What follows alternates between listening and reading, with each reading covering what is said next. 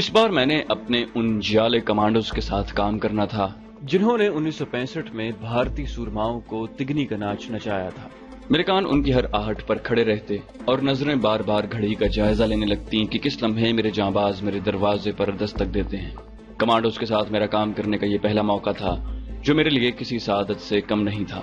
मुकर्ररा वक्त पर मैं सरहदी इलाके की वीरान मस्जिद के इर्द गिर्द झाड़ियों में आकर बैठ गया। अभी मुझे वहां बैठे 5 मिनट ही गुजरे थे जब अचानक मेरे दाएं तरफ से एक मखसूस जानवर की आवाज उभरी और खामोशी छा गई। चंद लम्हों के तौक़ुफ़ के बाद फिर वही आवाज वक्फे वक्फे से सुनाई दी। ये मेरे दोस्तों की आमद का सिग्नल था। मैंने भी ऐसी ही आवाज निकाली और वक्फे वक्फे से 2 मरतबा ये अमल दोहराया, जिसके जवाब में मेरे नजदीक एक पेंसिल टॉर्च जल कर बुझी। इसी तरह की छोटी सी टॉर्च मैंने भी जलाकर बुझा दी और चंद सेकंड के बाद ही एक आहट मेरे करीब सुनाई दी। ये राहबर था जो मुजाहिदों की रहनुमाई करता हुआ यहाँ तक लाया था। उसने मेरे साथ कोड वर्ड का तबादला किया और मुझे मस्जिद के करीब ठहरने का कहकर खुद वापस रिंग गया। चंद मिनट के जानलेवा इंतजार के बाद उसकी वापसी 5 जियालों के साथ हुई। अंधेरे में बारी बारी वो आगे बढ़कर मुझसे बगलगीर हुए। उनमें से 4 जूनियर रैंक के थे और उनका कमांडर एक पठान कैप्टन था।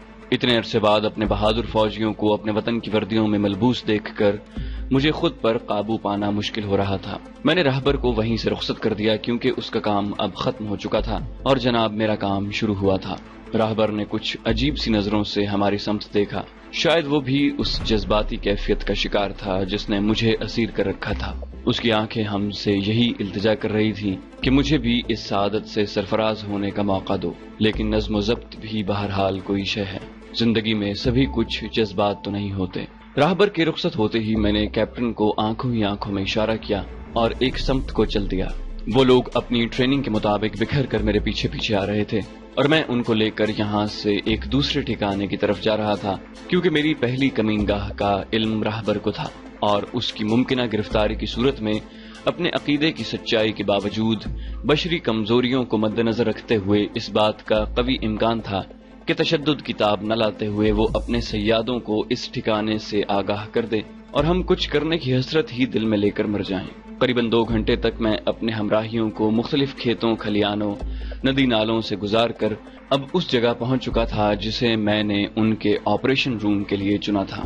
ये भी एक गांव से 1.5-2 मील के फासले पर हिंदू मुशरिकों की खबासत का निशाना बनी एक शहीद मस्जिद थी। अपने मेहमानों की मेहमान नवाजी के लिए मैंने चाय से भरा थर्मस अपने पास रखा था। सबसे पहले मैंने उनकी तवाज़ो चाय से की, फिर कैप्टन के इशारे पर उसके चारों साथी उस जगह के चारों तरफ बिखर कर पहरा देने लगे, जबकि कैप्टन साहब एक नक्शा बिछाकर मेरे सामने जमीन पर बैठ गए। एक छोटी सी टॉर्च की रोशनी में उन्होंने अपने टारगेट की निशानदही की। ये एक फौजी नौयत का पुल था जिसे वो तबाह करने आए थे।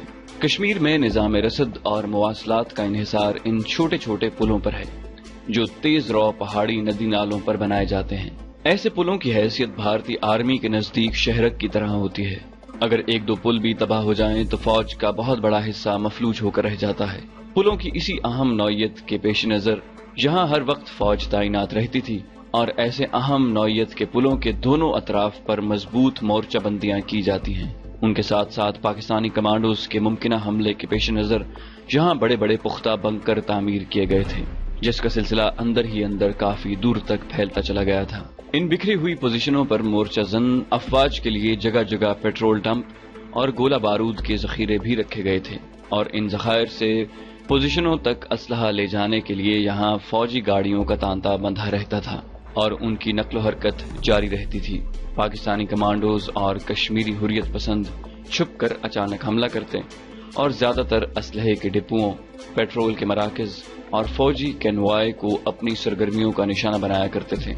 ऐसे किसी पुल की तबाही से भारतीय अफवाज की सप्लाई लाइन में अच्छा खासा शगाफ पड़ सकता था, जिसको पुर करना उनके लिए फौरी तौर पर नामुमकिन हो जाता, क्योंकि अक्सर व पेशतर एक के फौरन बाद उन्हें दूसरे नागहानी हमले का सामना करना पड़ता। ये सरफरोश भी एक ही अहम नौयत के पुल को तबाह करने आए थे। सबसे अहम काम था अपने टारगेट को अपनी आंखों से देखकर उसका भरपूर जायजा लेना, ताकि उसकी तबाही के लिए मौसर मंसूबाबंदी की जा सके। मैं तो इस पुल से 2-3 मरतबा गुजर चुका था, लेकिन कैप्टन साहब को इसका नजारा करवाना फिर भी जरूरी था, जिसका बंदोबस्त मैंने पहले ही कर रखा था। ارد گرد کے مقامی دیہاتوں سے جو لوگ پٹھان کوٹ یا جموں جاتے تھے انہیں اس پل سے گزر کر جانا پڑتا۔ الصبح کیپٹن صاحب نے اپنے ساتھیوں کو ضروری ہدایات دے کر وہیں چھپ کر انتظار کرنے کا حکم دیا اور خود میرے ساتھ دیہاتیوں کے لباس میں چل دیے۔ بطور احتیاط ہم نے اپنے لباسوں میں پستول چھپا رکھے تھے اور مقامی لباس میں چل نکلے تھے۔ کپڑے کا ایک تھیلا میرے ہاتھ میں تھا جس میں کچھ کاغذات تھے اور دوسرا ان کے ہاتھ میں جس میں کھانے کی اشیاء رکھی تھی۔ میں نے تمام باتیں پلان کے مطابق کیپٹن کو سمجھا دی اور سفر شروع کیا۔ ہم نے جان بوجھ کر وہ راستہ اپنایا تھا جو ارد گرد کے دیہاتوں سے ہٹ کر اور تقریباً 8 میل دور تھا۔ سورج طلوع ہونے تک ہم پل کے قریب پہنچ چکے تھے، جہاں دونوں طرف ہر آنے جانے والے کو سنتری ٹھوک بجا کر دیکھنے کے بعد ہی وہاں سے گزرنے کی اجازت دیتے تھے۔ ہم دونوں ساتھ چلتے اس پل تک پہنچے تھے اور پہرے دار کی طرف دیکھے بغیر ہی منہ اٹھائے چلے جا رہے تھے۔ ہالٹ! کون ہو تم؟ کدھر جا رہے ہو؟ اچانک ایک فوجی للکارتا ہوا ہماری طرف بڑھا۔ جواب میں نے ڈرتے ڈرتے ہاتھ جوڑ کر اسے اپنی شناخت بتلائی اور نزدیک کے ایک گاؤں کا نام بھی لے لیا۔ تو کون ہے؟ اس نے کیپٹن صاحب سے بڑے درست لہجے میں پوچھا۔ کیپٹن صاحب ہونکوں کی طرح اس کا منہ دیکھ رہے تھے۔ گونگا ہے مہاراج جی، اس کی مصیبت تو بھگتنے جا رہے ہیں۔ رشتہ داروں نے بیچارے کی ساری زمین ہتھیا لی ہے، ہم عدالت ہی بھگتنے جا رہے ہیں مہاراج۔ یہ کیا ہے؟ اس نے تھیلے کی طرف اشارہ کیا۔ کاغذ ہیں عدالت کے مائی باپ۔ میں نے تھیلے میں رکھے کاغذات جو اسی مقصد کے لیے بنوائے تھے اسے نکال کر دکھائے۔ کہنے لگا، ٹھیک ہے جاؤ۔ اس دوران کیپٹن صاحب کی متجسسانہ نظریں بڑی مہارت سے اپنے ٹارگٹ کا جائزہ لے رہی تھی۔ پل عبور کر کے ہم بس میں سوار ہو کر شہر کی طرف چل دیے۔ دوپہر کے بعد واپس آئے، دوبارہ پل پر سے گزر کر حالات کا جائزہ لیا۔ اس دوران کیپٹن صاحب نے اپنے ذہن میں کوئی پلان ترتیب دے لیا تھا۔ واپسی پر بھی وہی چیکنگ ہوئی اور شام کے وقت ہم اپنے ساتھیوں کے پاس پہنچ گئے۔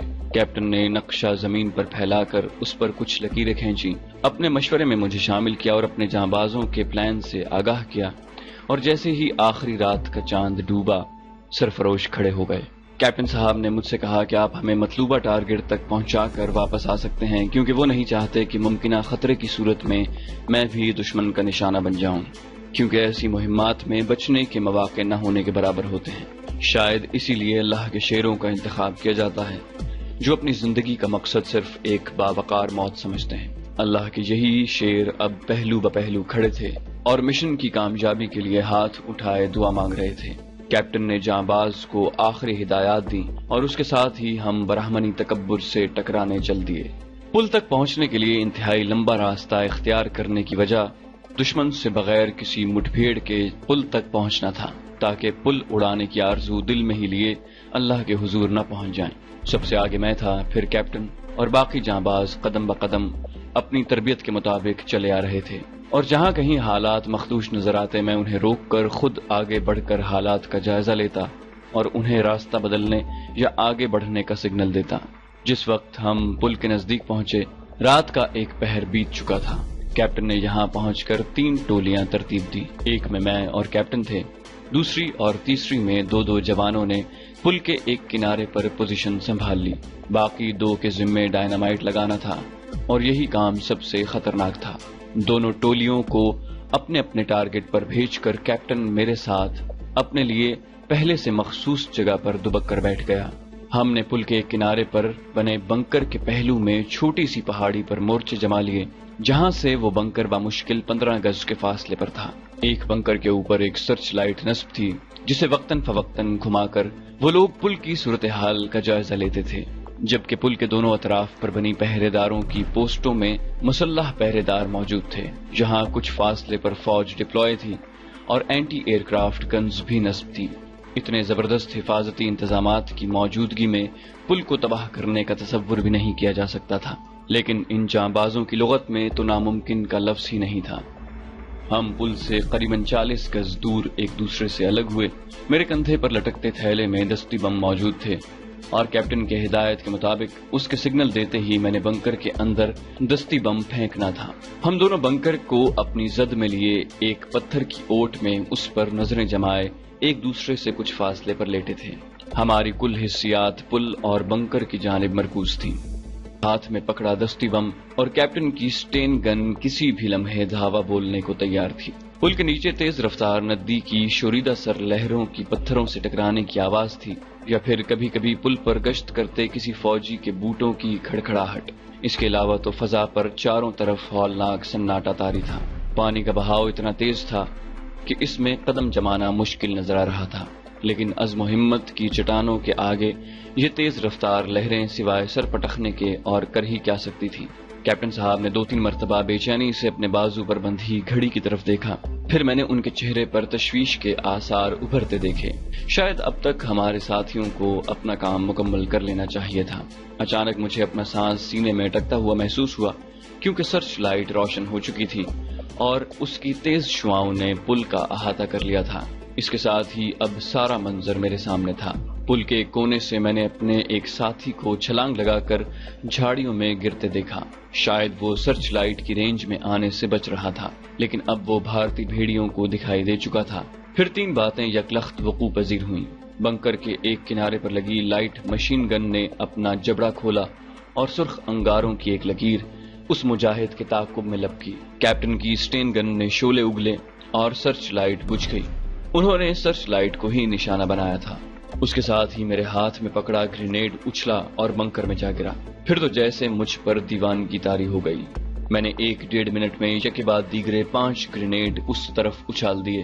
اسی اثنا میں پل کے دوسرے کنارے پر مورچہ زن ہمارے ساتھیوں نے راکٹ لانچر سے حفاظتی چوکی پر آگ برسانی شروع کر دی۔ اگلے ہی لمحے کیپٹن کی مضبوط گرفت نے مجھے گرنے سے بچا لیا، کیونکہ کانوں کے پردے پھاڑ دینے والے دھماکے کی زوردار آواز گونجی تھی اور پل کے پرخچے اڑ گئے۔ میرے ہاتھ مضبوطی سے تھامے کیپٹن صاحب اور میں مختلف ٹیلوں کی اوٹ لیتے ہوئے ہم مخصوص پوائنٹ کی طرف بھاگ رہے تھے۔ جب میرے حواس بحال ہو رہے تھے تو ہم پل کے نزدیک ایک محفوظ جگہ کھڑے تھے اور کیپٹن کی نظریں گھڑی کی سوئیوں پر جمی تھی، اور پل کی جگہ خس و خاشاک کا ایک ڈھیر ندی میں بہہ رہا تھا اور مورچوں سے بھارتی فوجی دیوانہ وار فائرنگ کر رہے تھے، لیکن کس پر؟ اس کا علم شاید ہماری طرح انہیں بھی نہیں تھا۔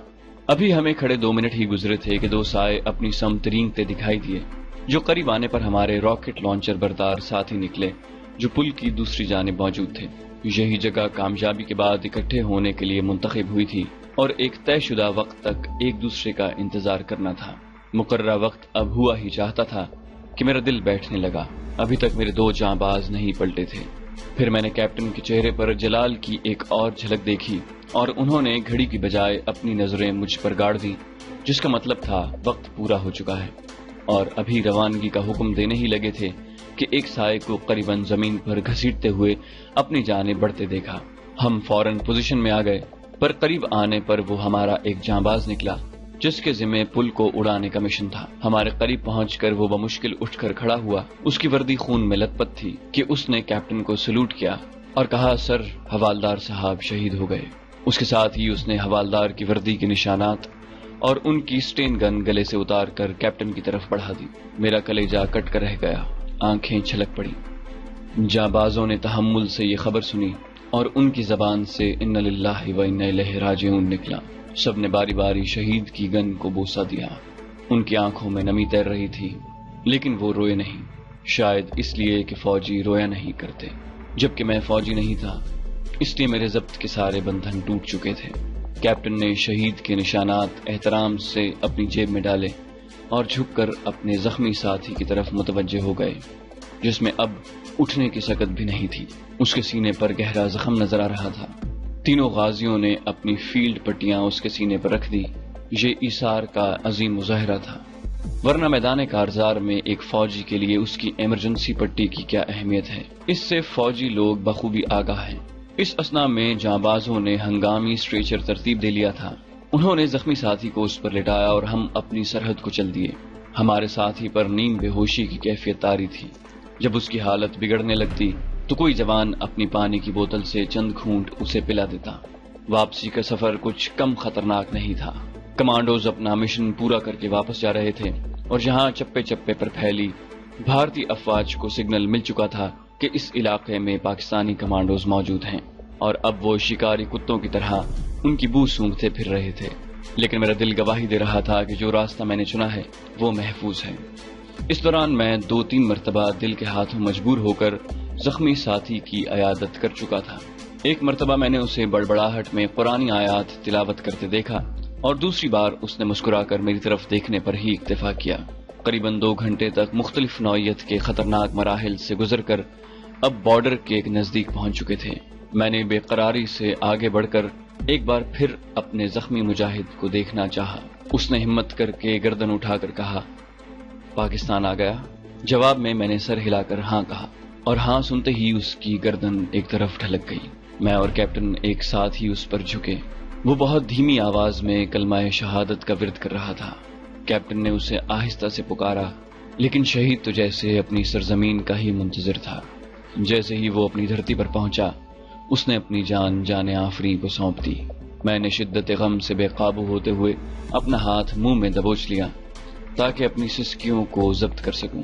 کیپٹن نے جھک کر اس جانباز کی پیشانی پر بوسہ دیا اور اپنا منہ دوسری طرف پھیر لیا۔ شاید وہ اپنی جذباتی کیفیت کا اظہار مجھ پر نہیں کرنا چاہتا تھا، یا پھر وہ فوجی زبان میں یوں کہہ لیجئے کہ اپنی کمزوری کا مظاہرہ نہیں کرنا چاہتا تھا۔ وقت کی نزاکت کا احساس کرتے ہوئے کیپٹن نے مجھے سینے سے لگا کر میری پیٹھ پر تھپکی دی اور شکریہ دوست، خدا حافظ کہہ کر وہ اپنی سرحدوں کی طرف چل دیے۔ وہ مادر وطن کی آغوش میں آسودگی حاصل کرنے کے لیے آہستہ آہستہ چلے جا رہے تھے۔ وہ ٹیڑے میڑے راستے ان کے لیے ہموار ہوتے چلے جا رہے تھے اور درختوں کی اوٹ میں کھڑا میں سسک رہا تھا۔ کاش میں بھی اس وقت اپنے وطن کی مقدس مٹی کی خوشبو کو محسوس کر سکتا۔ میں بھی اپنے پیاروں کے سنگ اپنے وطن میں اپنی جوانی کے یہ خوبصورت لمحات بسر کر سکتا، لیکن یہ سوچ صرف چند لمحوں کی تھی، جیسے کوئی بلبلا تھوڑی دیر کے لیے پانی میں نمودار ہو اور بس۔ تب میرے وجدان نے مجھے آگاہی دی کہ اس تقدس مآب دھرتی کی آبرو تجھ جیسے جوانوں کے دم سے ہے۔ اگر تو یہاں آ گیا تو کون دشمن کے ناپاک ارادوں سے بروقت آگاہی دے گا؟ کون اپنے سرفروشوں کو اس قابل بنائے گا کہ وہ ڈسنے سے پہلے ہی سانپ کی گردن کچل دیں؟ میں نے آخری بار انہیں موڑ کاٹتے دیکھا، سینے پر ہاتھ رکھا اور ایک نئے عزم کے ساتھ بھارت کی طرف مڑ گیا۔ کاش یہ قوم اب ان جانبازوں کی قربانی کو فراموش نہ کریں اور دوست اور دشمن کا فرق، حق اور باطل کا فرق، سچے اور جھوٹے کا فرق اور ایماندار کا فرق کرنے کا گر جان جائیں۔